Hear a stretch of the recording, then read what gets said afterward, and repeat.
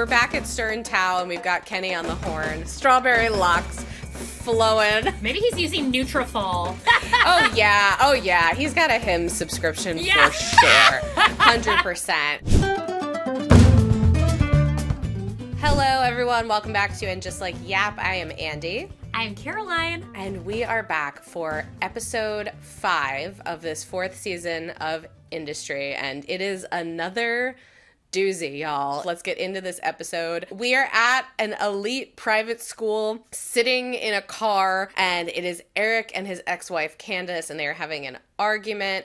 Eric is saying the school failed his daughter. I believe we were talking about Lily. Basically, Eric is like, I pay the school enough money. Like, why don't they know what she's up to? Why aren't they keeping tabs on her? Like, where's the duty of care? Candace makes the point of like, you give her everything she wants except what she needs. So like, there's no amount of money in the world that is going to make her have a father in your absence. Yeah. And then this is a real low blow. She claims that Eric is completely disinterested in his daughters, and that is why he can't give them love, which is, that's just so painful. So we're back at Stern Tao, and we've got Kenny on the horn, and he's saying, he's using like, Nutrafol. You know, the vitamins that they're always talking to like grow your hair out. Oh yeah. He's got a hymn subscription for sure.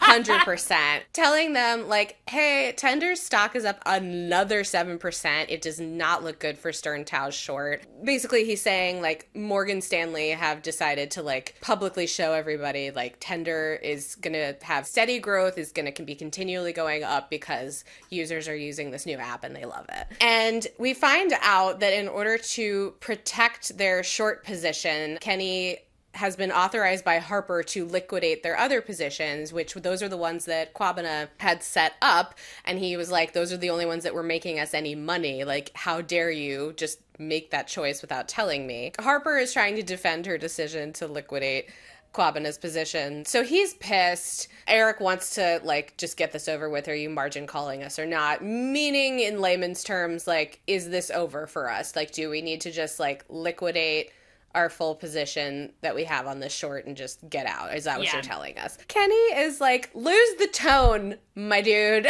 And he says, it's not really up to me. Our margin clerks make Reinhard Heydrich look like laissez-faire. Reinhard Heydrich was a high-ranking police official in Nazi Germany. Hitler described him as, quote, the man with the iron heart, indicating that the margin clerks at Deutsche Bank are very, very strict. And Kenny's like, you're going to have to post more collateral in the next 48, max 72 hours. So basically, I was trying to understand this. How this works is because the stock price is rising and it's looking more and more likely that this short is going to lose money, and it could lose like an exponential amount of money. Deutsche Bank wants them to put up more money in order to cover that risk. And he's like, the world is not seeing Tender the way you guys do. Pierre has invited Harper to do like some bullshit women in finance presentation, and Eric is like, it's actually important right now that we get positive press. So even if Pierre wants you to knit a mosquito net for every malaria kid in Mali, we say yes. And Sweetpea is like, hey guys, by the way, once again, for the millionth time, you need to let me go to Accra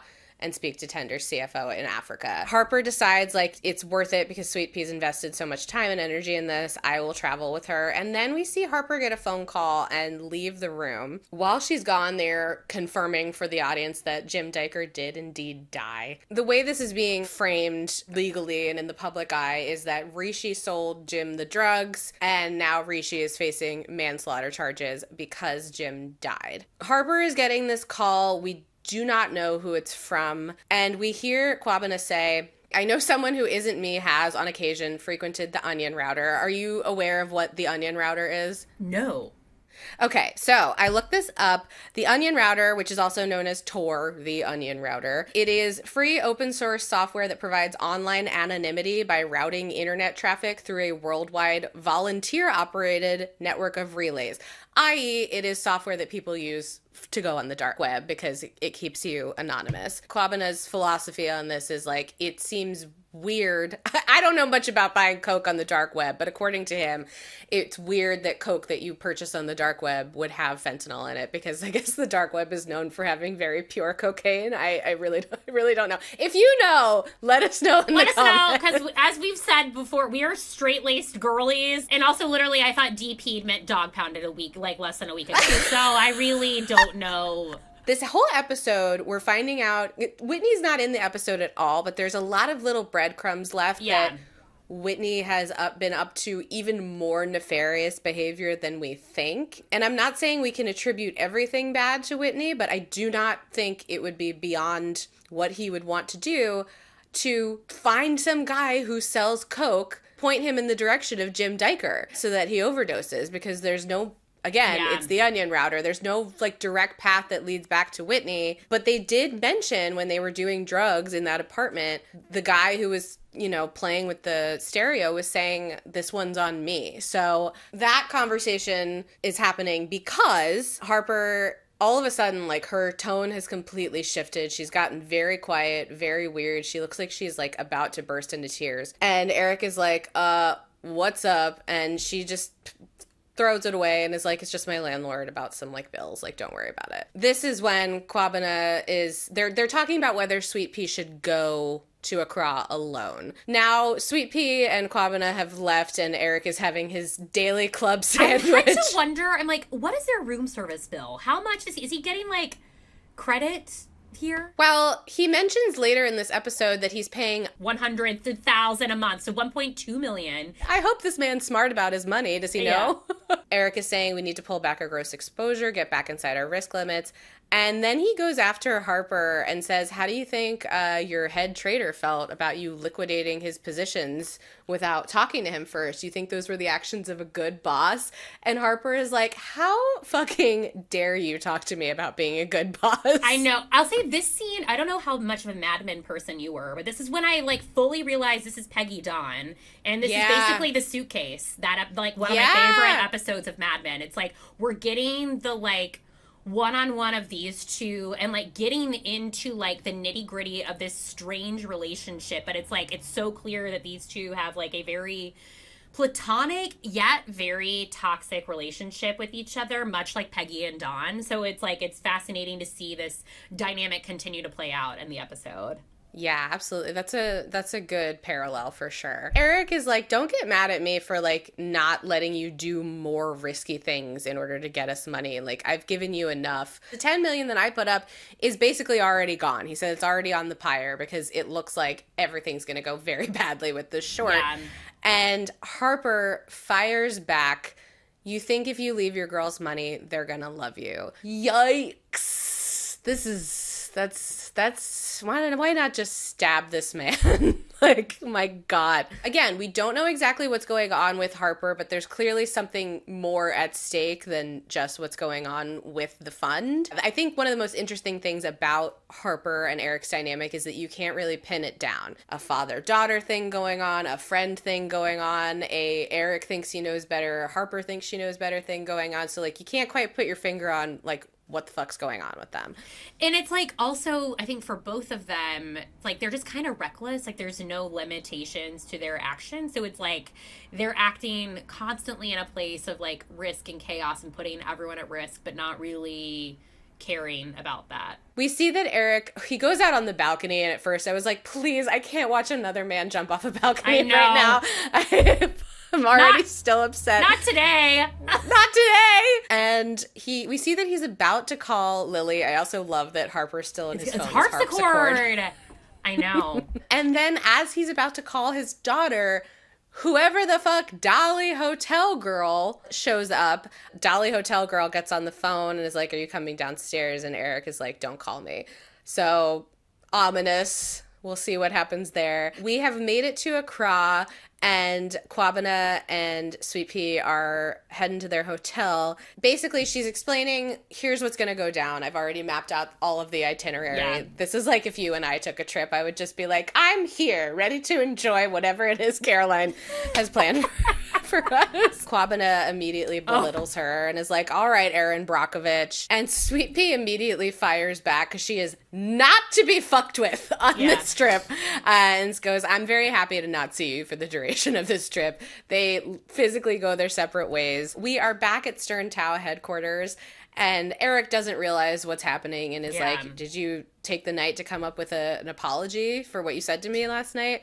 And Harper just finally blurts it out. My mom died. Eric's got a lot of flaws, but his response, I mean, maybe you can speak to this as somebody who has lost parents. I feel like his response here immediately to be like, I'm so sorry and you can talk about this with me is a good response. Yeah. I mean, I think as we get a little bit more into it, because it's like I've experienced both like a parent who's very close to me and one who I think is more on the lines with Harper's relationship with her mother. And it's a weird thing when you lose a parent you have a complicated relationship with, because you're like, it's not the normal grief that I think people expect you to have, because you're like, it's a weird thing to say, I'm relieved to lose this person. Sure. That caused more strife and confusion, and they weren't this parent that like you would hope and expect this relationship to be. So it's like a bit more of a mindfuck, also driving you a bit in like this way that you're like, I want to prove you wrong about myself. So I've had this sense of drive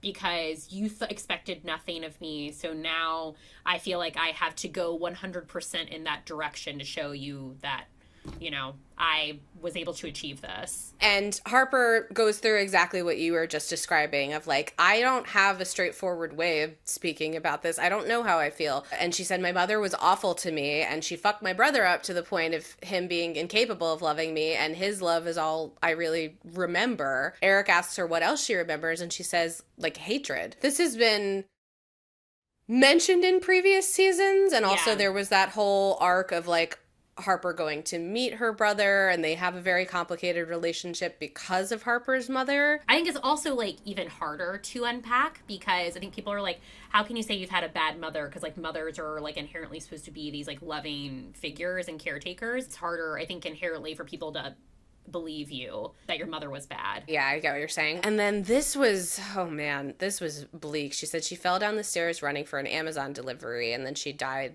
overnight from, I'm assuming, complications from her injuries. Such a wild choice from the show's creators and writers, because we've had all of this buildup and all of this lore about Harper's mom. At the beginning of this season, she sends her this sort of like very backhanded birthday card. And it's such an interesting choice to like let this relationship die with a whimper instead of a bang. Eric is like, give you the disclaimer that I realize that this is not on the same level, but my daughter got herself expelled. We finally find out why, and this is so dark. His daughter was the ringleader of a group that catfished a peer.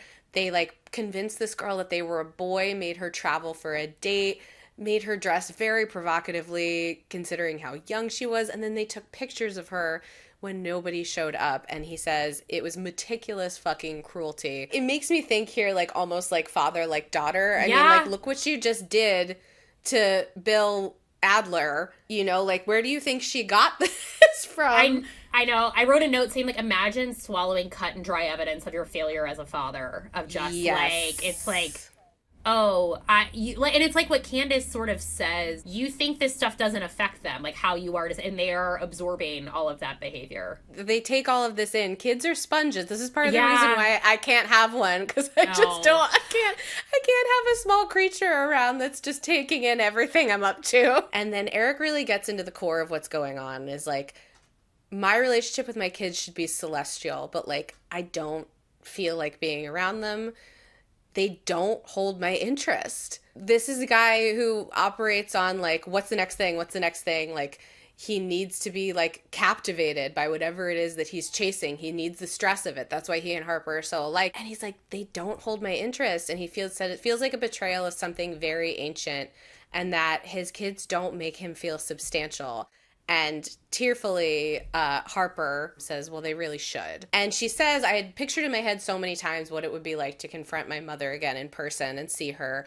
And that I imagine, like, best case scenario, she would have to fall to her knees and beg for my forgiveness because I had become fucking undeniable. So this is what we were talking about. Like, her mother being so awful to her was one of the driving factors of why she wanted to be so good at what she was pursuing. So it's not just that it's painful that her mom died and that's complicated because of their relationship. It's painful because at the exact point in her career right now where shit is about to either completely hit the fan and ruin it, or like her life will be like positively changed because she'll have a great success, her main driving force has just now suddenly died without any like pomp. And I will tell you, Harper, as someone who's still working through 8 years of therapy, it still hurt. That this doesn't go away, even when they're dead. And this is actually crazy. Yeah. So Eric, he for some reason can't be a father to his own daughters, but in this moment, he has a very fatherly moment with Harper and says, you are undeniable. And you can tell he's saying that with conviction. He means it. Yeah. Like, Harper has been the daughter who has captured his interest. This makes Harper lose it, as anybody being nice to you when you're already about to lose it will do. Well, and it's like the one thing she's wanted to hear. So it's like to have that and have that release is just like, yeah. But I actually really like this moment between the two of them. And as this moment ends and we head to Ghana, I wanted to note also that Mickey, the reason why it was like very special that we did this whole episode in Ghana is because his mother is Ghanaian and he always wanted to put it on screen.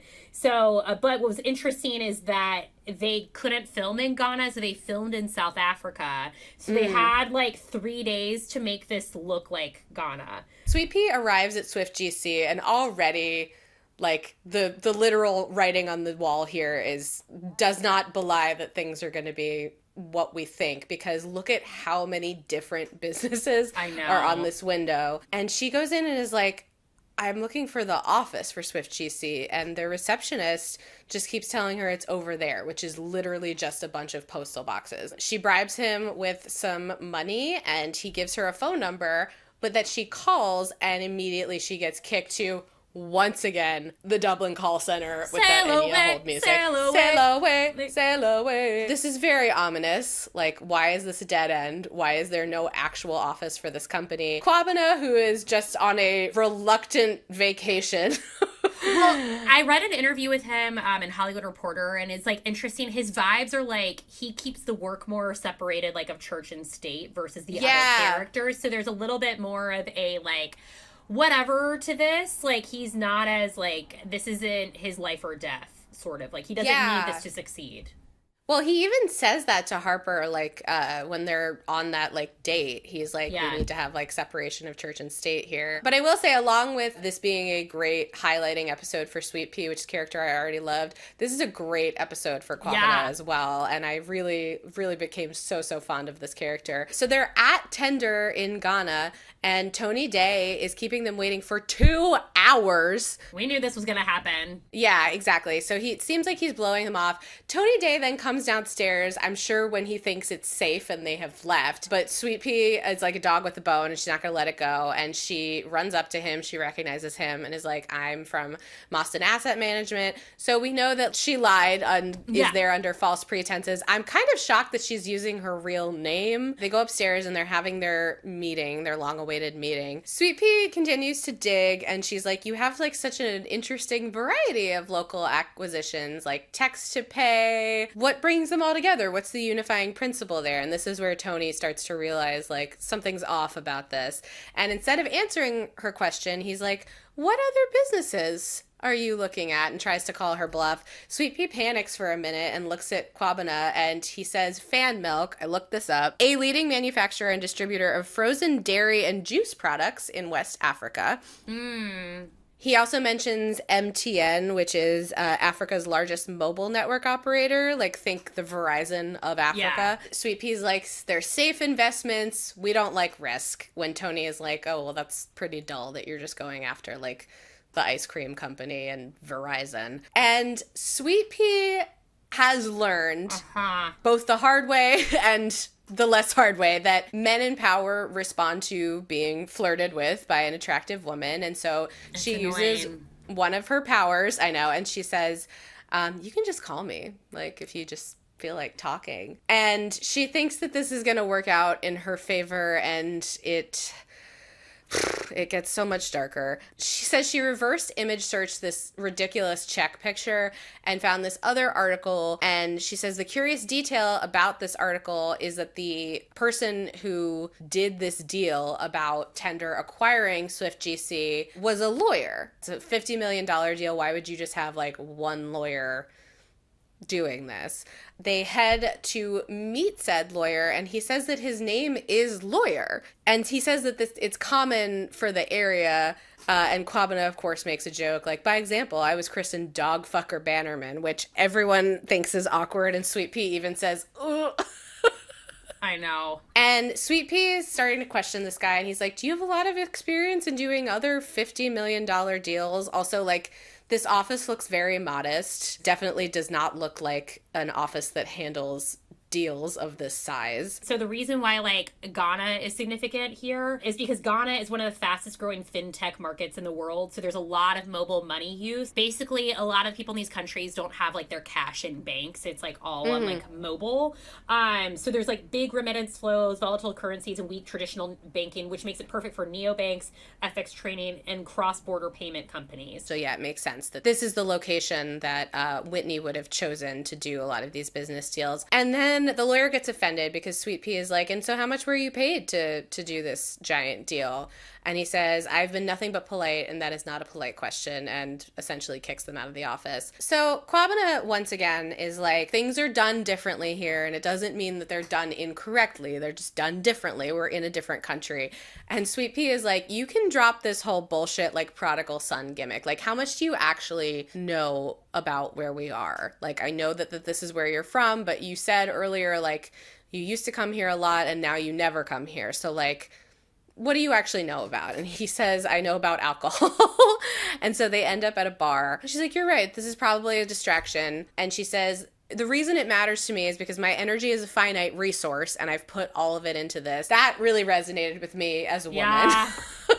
As a person in general. But, like, yeah, my energy is a finite resource, which is why I can't be doing improv shows anymore. Sorry. Also, it's like they're drinking Guinness on the beach is such a crazy beer to have I when know. you're by the ocean. I was like, that's a crazy beer choice. That's a thick beer for the ocean. That's not like a sippable, summer shandy if you're from the Midwest. That's going to weigh you down if you get knocked over by a wave. And she says the other reason it's important is because I interviewed at a bunch of places before I accepted Harper's offer, and I couldn't get a job. Surprise, surprise. Obviously, she's talking about the siren leak. And he was like, yeah, that must have been hard for you. And she's like, I've been trying to just put time between this. But she says that in a roundabout way, the person who started the leak got what was coming to him. And Kwabena's like, are you sure it was Rishi? And Sweetpea's like, I'm sure enough that it was Rishi. Rishi makes so many bad decisions. I really would not put it past him, unfortunately. And this was really upsetting. Kwabena's like, how is your family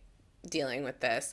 And she's saying they're not, basically. She's like, my mom, I'm super close with my mom, and I just keep waiting for her to acknowledge that this happened, and she hasn't said anything, and that just broke my heart. It's very classic boomer generation and the generations around boomer to just be like, the best way to deal with this is to never deal with it. Kwabena, of course, in like, I don't know how long they've been at this bar, probably 5 minutes, but a bunch tourists have wanted him to do karaoke. He made friends already, and he said, all right, I'm going to lay this shit on thick. He immediately puts his sunglasses on and starts singing Hold Me by Robbie Dupree, which is another 80s classic. And Tony calls Sweetpea, and this time has a much different attitude. He was definitely caught off guard in the meeting, and now he is catching Sweetpea off guard. She heads out to the beach, and he reveals, like, I did some snooping on you. Again, this is why I was like, well, I'm not sure why she used her real name when it's such a recognizable name. And also the real asset management company that she worked at before Stern Tao. Right. So he called Boston and realized that she doesn't work there anymore, and she finally comes out with it, and she's like, you must know that, like, this is in the conversation that Tender's share price is completely an illusion. Tony seems nervous, but mentions, like, are you referring to Jim Diker at Fin Digest? He's a guy who got in touch with me. He, without saying anything really, is kind of like, he mentioned that there are pathways possibly for me. And she reveals that Jim Diker died, and Tony's face in this moment read to me as, oh shit, Whitney killed this guy. Yep. Yeah. And I am not safe. And he asks Sweetpea where she is, and I'm like, Sweetpea, don't tell a man where you are. She says the exact bar that they're at, and he very ominously says the beach can get quite dangerous at night. Kwabena has decided he's just performing a whole concert. Yeah. A whole karaoke concert. He is now singing Eyes Without a Face by Billy Idol. Sweetpea realizes that there's a guy who's sort of leering at her across the bar. And he follows her into the bathroom. She yells at him like, you're in the ladies' room. And then he grabs her. He licks her face. She manages to scratch him, God bless acrylic nails, punches her into a mirror, breaking the mirror and probably breaking her nose. And then she comes out of the bathroom with her, like, bloodied face, and Kwabena drops the mic and says, oh shit, while he's in the middle of singing. They head back to their hotel, and they're sussing out whether or not this was targeted. And Sweetpea's like, he called me and, like, ominously warned me right before it happened. So, like, yeah, it was absolutely targeted. He realized that Whitney had killed off Jim Diker, and he was like, I need to employ some, like, Whitney tactics using my connections in Ghana to intimidate these people into leaving me alone. And Sweetpea is, instead of backing down, she is just completely incensed. She is wild with rage and says, I will fucking run a train on them. I had to take this screenshot because, like, Kwabena is still in the midst of all this chaos. Just, like, look at his, like, friendly little face. I know. That's why he was on Ted Lasso. Yeah. Like, he's really managing to maintain his composure. And Sweetpea, she's got zero fucks. She's saying whatever she wants to say. And she's like, can't you just admit that you've seen the video of me from Siren? He admits, like, yeah, I saw it, and, like, yeah, I liked it. Did you wank to my Siren videos? Like, she is really just putting him on the spot. There's the line, because she was like, because crazy girls are good in bed. Is, ugh! I think sort of what we talked about, like, this episode and the one previous, because they bring up Bonnie Blue, who we talked about last week, who slept with 1,000 men in 24 hours. It's like how women are commodity to these men. She's finally just like, okay, is this how you view me? As, like, a sexual object? Like, do you not take me seriously in what I do as a job? Like, do you find me attractive? Like, what, how do you view me? She asks him if he's addicted to porn, and I like that his initial response is, I guess. I mean, for Sweetpea, this is, like, taking her power back a little bit if she can put a face to who these men are. He asks her if she watches porn, and she repeats back to him what he just said, like, a lot of women who grew up on the internet, yeah. And she asks him, like, what are you into? And he's reluctant to answer. He finally says premium calcium, aka small blonde white women, which he's looking at a small blonde white lady right now. Before he says this, he says, forgive me, Dr. Umar, which I looked this up. Kwabena is making a joke here because Dr. Umar is a very controversial Pan-Africanist motivational speaker. He publicly criticized actor Jonathan Majors for dating a white woman. So I think Kwabena is just making a joke here, like, you know, as if I were to say something like, sorry, RFK, like, I'm going to take an Advil or, like, whatever. But yeah, he admits that he likes small blonde white women, and Sweetpea says some things are only attractive because you can't have them. But... They both talk about how, like, they both watch porn. She criticizes him for being addicted to porn. And then they have, like, pretty porny kind of sex. You know what I mean? I think it's also interesting, specifically, they've chosen a position where they don't look at each other. Where they're doing doggy style, like, where it's, like, they're not facing one another. So it's, like, there's a sense of remove to begin with, that it's, like, he's able to view her as one of the porn, like, anonymous porn girls. I did think this was a sweet moment between them at the end, though, like, laughing. Yeah, I mean, I think we kind of, like, knew it was coming the whole time that they're drinking together in that last scene, but... I don't know. I kind of think they're cute together. I kind of want it to pan out, even though it's not what the show is. But also, I'm like, oh, it makes me sad for Harper. I know. God. Oh, God. Fucking Eric. Just when I want to like him, he does shit like this. He is now reading what I'm assuming is one of the inciting emails leaking Sweetpea being on Siren, and I just hate that Eric's looking at this. Harper comes back to the hotel office and is like, here's what we can do. We can just secure more margin from another broker. We'll just give them falsified documents. But he's like, everything you're proposing doing is fraud, conspiracy, and racketeering. Harper's like, we're going to lose because Tender is willing to fight dirty and we aren't. Here's the thing, though. People go to jail for all of the things that you're proposing doing. The next morning, with that wry little smile, Kwabena's got an ice pack and some pills for Sweetpea, and Sweetpea is like, we didn't sleep together. We're not gonna talk about it. We're not gonna think about it. Let's just move on. And Kwabena is like, hey, I decided to care about this. After we had sex, I realized maybe she's onto something.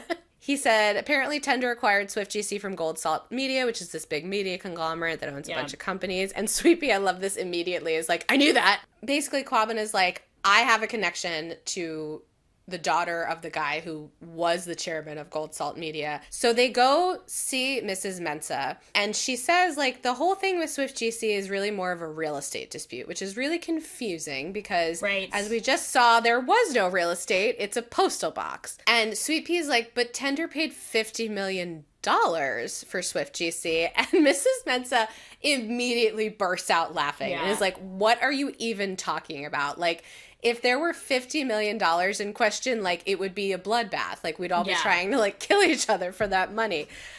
She shows her the picture and is like, this giant novelty check says $50 million. And she's like, you can write whatever you want on them. It's not a real check. Sweetpea and Kwabena are like, well, can we go see where this office actually is?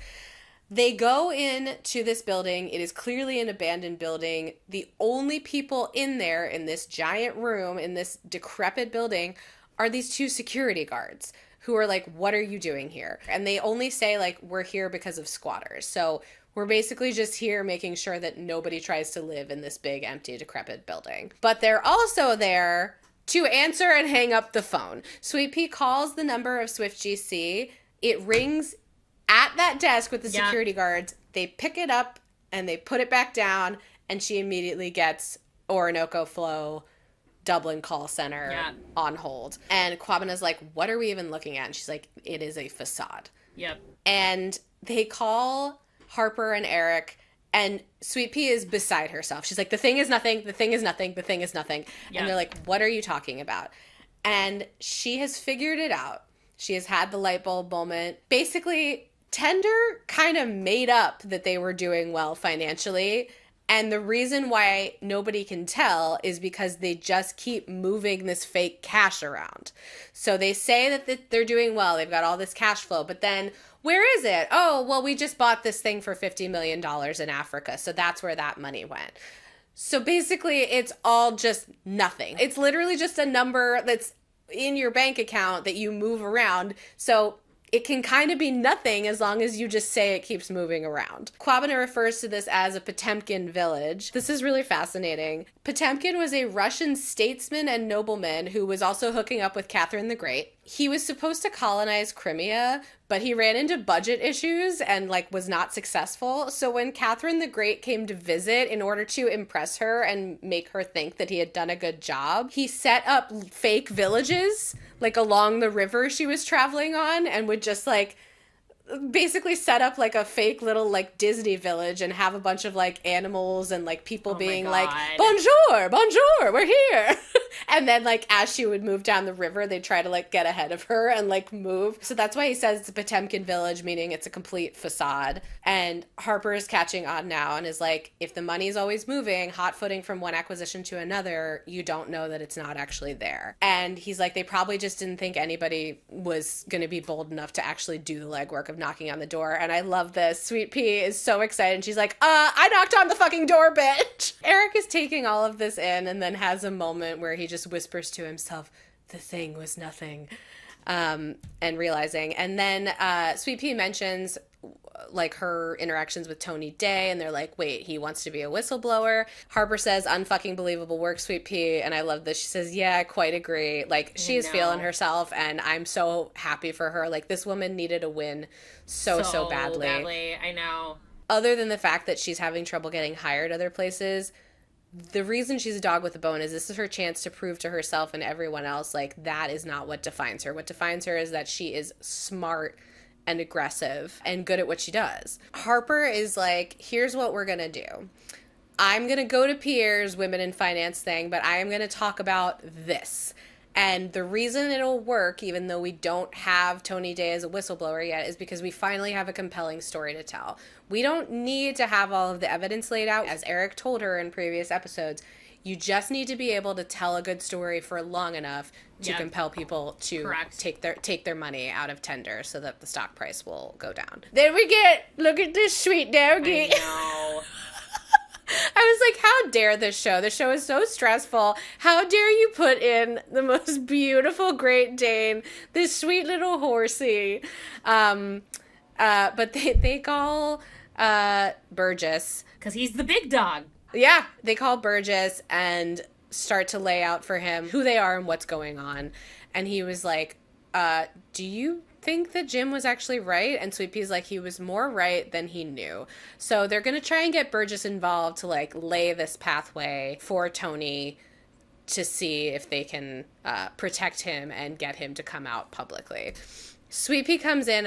She rips off her sunglasses because she's wearing her bruises like a badge of honor to be like, hey, Tony, look what you fucking did to me. You thought I was just going to run away, and now you need to confront the fact that you hired somebody to punch me in the face. And she says, you're underqualified and overpaid for this job. He immediately gets super nervous and starts whispering and tells him to shut the fuck up. He takes them over to the window to have this, like, covert conversation as if he's being, like, watched or recorded. Who knows what the fuck Whitney's doing every time he comes in? He could just be, like, hitting him with a bat every time he comes to visit. Like, this poor guy, I mean, not this poor guy, he sucks. He, hired a man to go beat up Sweet Pea, but, like, he's clearly under a lot of stress and under heavy... He's in a rock and a damn hard place. Yeah, exactly. And he's saying to them, like, I'm not going to do anything until we figure out how I'm going to minimize my liability here and until I have a lawyer. And Sweet Pea continues to go at him, and he says, don't you feel like you're a little bit above your fucking station here? And she says, never in my fucking life, sir. Hell yeah, bitch. I love her. I love her. Oh, was this after the line, also the Africans exchange brides while white men talk? It's very succinctly, like, describes exactly, like, how Whitney is utilizing Ghana for his own gains. And, like, how the two different places work. Sweet Pea is still laying into him and is like, you fancy paying for my nose job too? And I love Kwabena just laughs. Basically, they're like, here are your options. We can take this to law enforcement, or you can deal with us. And if you deal with us, we can try and spin this that you are a victim here rather than a perpetrator of these crimes. But you have to decide that you're going with us in order to do that. Otherwise, like, you're on your fucking own. He says he will consider, and we head back to Stern Tao / Eric's home. And his daughter is with him, and he is acting like a good, affectionate father. He decides to let Candace and Lily stay there because they're exhausted, so he gives them the bed, and before they go to bed, Candace says, don't mistake regret for love because the girls won't. It makes me think of, I don't know if you've been watching any of these interviews about, like, Melinda Gates and Bill Gates with, like, a lot of the stuff happening. Yeah, and it just makes me think of that dynamic of, like, these women who are attached to powerful men and they have to, like, absorb all of their bad behavior. While Candace and Lily are sleeping, Eric is restless on the couch and he calls Dolly Hotel Girl, who he had previously said, don't call me again. I did not need to see this man's butt. I didn't need to see anything in this scene. I don't. And we said, unfortunately, there is a through line of everyone asking these women to call them daddy this season. And I don't really want to analyze it because I feel like we know what it means. But it's like, we do. Just, yeah. It's gross. Tell me when it's done. We're done. We don't need to. It's gone. We don't need to analyze that too much. I mean, obviously, like, Eric can't. And, like, needing to look in a mirror. Like, watching himself in the mirror. It's so bad. It's really bad. Harper comes to meet Sweetpea as she's arriving home, and she says, I'm going to, like, tell this story at the Women in Finance conference, and it will be undeniable. Harper apologizes to Sweetpea. She's like, it's my responsibility for, like, what happened to you. And Sweetpea's like, don't take this away from me. You didn't do this. I'm the one who went there. I'm the one who did this. Like, don't tell me you're sorry. Stop trying to comfort me. Yeah. Like, you're my employer. And she says, don't take this away from me. And she says, and do we understand? Are we clear? Like, I want to get paid. So she's setting a very clear... That speaks to us who have done lots of improv for free and hours, thousands upon hours of performance where we were not paid. Oh my God. Yeah. The next time somebody is like, do you want to go back to performing improv? I'm going to give them this speech of like, I want to get paid. Do you understand me? Yeah. Do you understand the trauma we've been through? Sweetpea sets a very clear boundary with Harper of like, we're not friends. You're my employer and like my successes are my own. And then she lays it out. Kwabena and I hooked up. I thought you guys were casual. Harper looks pretty thrown by this, but she says it was casual. I think there was an emphasis on was. And yes. like, because we saw that date happen where like they have dinner. And I think there was a little bit of a shift with Harper at that point. But now it's like Kwabena is like now crossed her a little bit. Yes. And Harper still is like, can I come inside and keep you company? And Sweetpea just says, I'm really fucking tired. It's very just interesting in this moment that she just rejects Harper's offer. And also someone being straightforward with Harper. Like, they're not, you know, they're being, like, honest with her from the jump of, like, hey, I'm not doing this to betray you. Like, this is, like, what happened. Which is, I think we'll see in a second in this conversation with her and Kwabena where I think she's, like, sort of poking at him to sort of admit this, and he doesn't. Yes. And he says, and also just to be clear, like, don't ever liquidate my positions without telling me. We fuck each other, but not like that. Kwabena, you don't even know what Harper knows now, and he doesn't say anything. And then she just says, I gotta prepare for this presentation, and if anybody calls, tell them I'm busy. We're laying the foundation for the great Yasmin versus Harper ringside fight, pay-per-view. The girlies are gonna be fighting. I can't wait. I hope they slap each other and spit in their mouths. Like, I'm just so ready for these two girls to go at it. And then Sweetpea finally drops her own facade. Waiting to, like, go to where you can finally be alone and have a good cry like this. Like, I think every woman has felt this where you're like, I gotta keep my shit together until 9 p.m. and I'm alone, and then I can just let it out. And that just like rip. That like catharsis of like the tears just coming out is just gutturally. I felt this. I know this.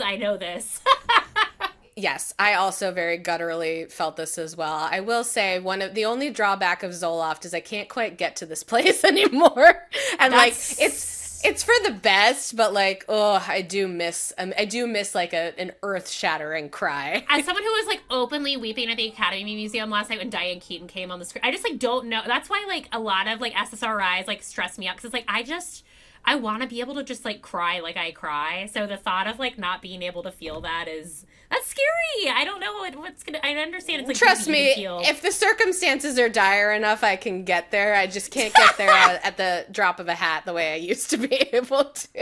We have 3 episodes left in the season, so we're really setting up to sort of see how things fall apart with Tinder and the fact that like, as we saw is setting up things for Stern Tao in the last episode. So it's like these two are coming at each other, and these toxic freaks, I love them so much. They freak me out. Too. I don't ever want to be like them. I don't want to know people like them, but I do appreciate the values they provide for my entertainment. Enjoy the Super Bowl, I guess. Yeah. Bad Bunny Day. Bad Bunny, yes. Enjoy the Super Bowl halftime performance. It is Bad Bunny Day. Yeah. It is enjoy the Bad Bunny concert that also has some football on either side of it. Yeah. Thank you all so much for joining us. Please comment with your reactions, other little like Easter eggs you pulled out of the episode, your thoughts, your feelings. We love hearing from you. Otherwise, we will see you back here next week and hopefully on the 15th, post-Valentine's Day. Yes, post-Valentine's Day. Have a lovely Valentine's Day. And what better show to celebrate Valentine's Day? All right. Bye, y'all. Bye.